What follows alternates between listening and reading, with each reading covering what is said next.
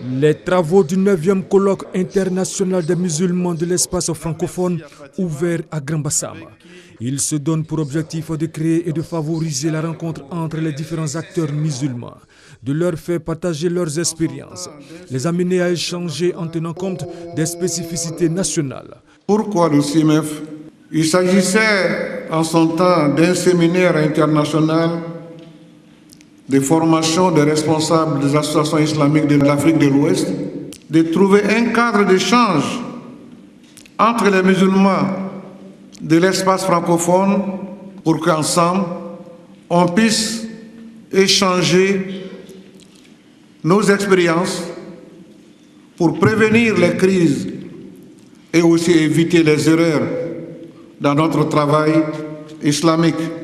C'est en présence du ministre d'État, ministre de la Défense Ahmed Bakayoko, parrain de cette 9e édition, que le professeur Tariq Ramadan a exposé sur le thème « L'islam et les défis contemporains ». Comment rester fidèle à la voie. Les défis, ce n'est pas forcément ceux qu'on nous pose depuis l'extérieur, c'est ceux qu'on doit comprendre de l'intérieur. Il y en a un vrai défi aujourd'hui, c'est comprendre la globalité de notre message de façon équilibrée, entre les règles qu'il faut respecter, les valeurs qu'il faut comprendre et puis les objectifs qu'il faut essayer d'atteindre. Le ministre d'État Ahmed Bakayoko a salué la tenue de ce colloque en terre ivoirienne. Il a indiqué à la suite de l'exposé du professeur Tariq Ramadan que l'un des défis à relever demeure le vivre ensemble. Les religions sont des solutions pour vivre en paix, pour que les hommes puissent vivre en harmonie les uns avec les autres, pour éviter les guerres.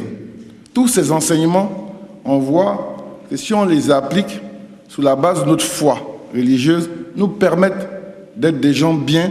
Nous devons donc travailler à ne pas franchir le cap que font certains, de transformer l'islam en un contenu idéologique politique. Dès que vous rentrez dans la politique, vous rentrez dans les travers de conquête des territoires, de conquête du pouvoir, de conquête d'espace, de conquête d'influence, avec tout ce que cela entraîne comme vanité, orgueil. Et le défi aujourd'hui contemporain, c'est de continuer à vivre ensemble. Comment vivre ensemble dans notre diversité? Comment vivre ensemble en paix?